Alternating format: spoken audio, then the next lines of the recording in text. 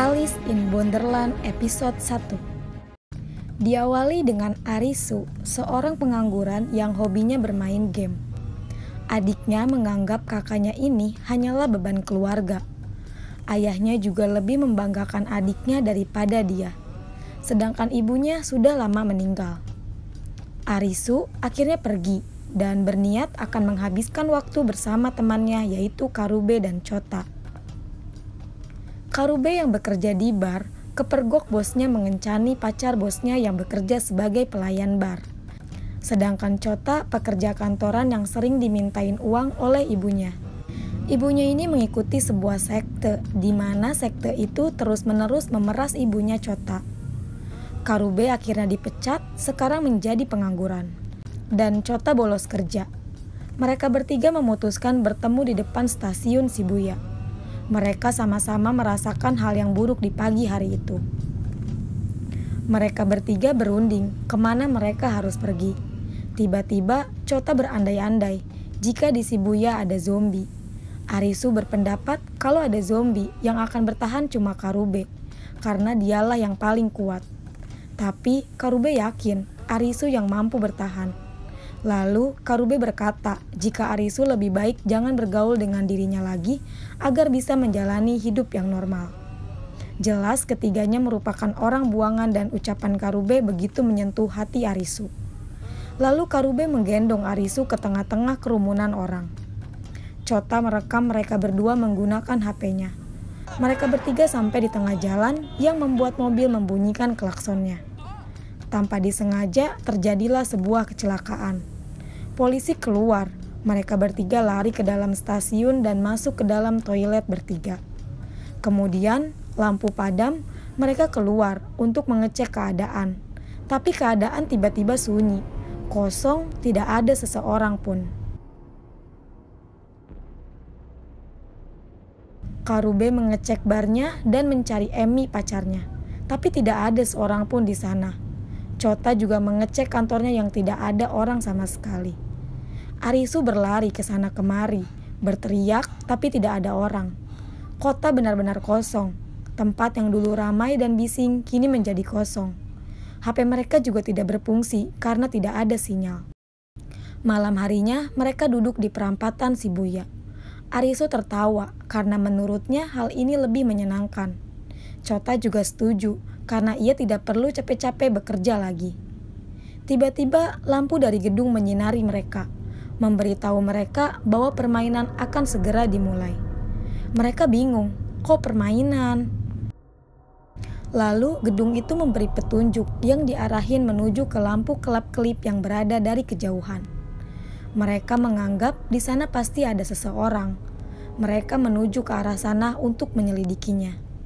Ternyata lampu itu berasal dari gedung GM. Mereka memasuki gedung tersebut dengan hati-hati. Terdapat laser ketika mereka memasuki tempat tersebut. Mereka diperintahkan untuk mengambil HP. Satu orang satu. Ada pengenal wajah juga di HP masing-masing. Ada notif dari HP kalau permainan akan dimulai sebelum pendaftaran ditutup 2 menit lagi. Mereka kebingungan, itu apaan? Karena HP itu juga tidak digunakan untuk menelepon, tidak ada sinyal. Tiba-tiba datang seorang wanita yang bernama Shibuki. Mereka senang, ternyata masih ada manusia. Arisu bertanya kemana orang-orang pergi, tapi Shibuki tidak menjawab pertanyaan Arisu dan memberitahu kalau ini adalah permainan. Shibuki menunjukkan kalau kita sudah melewati batas laser tadi, kita nggak bisa keluar. Kita harus mengikuti sebuah permainan. Tiba-tiba datang lagi seorang gadis SMA dan memasuki permainan di detik terakhir. Dia juga tidak tahu apa-apa dan kebingungan.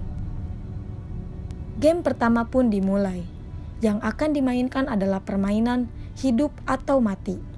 Aturan dalam game ini adalah mereka harus memilih pintu yang benar dalam batas waktu yang ditentukan agar bisa keluar dari gedung. Mereka mulai memasuki pintu start.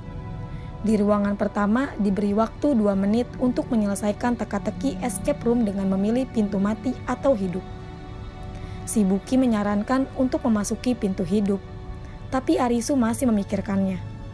Waktu semakin habis, ruangan itu mengeluarkan asap. Gadis SMA itu panik dan lari ke pintu hidup, tapi gadis tersebut terbunuh langsung oleh laser.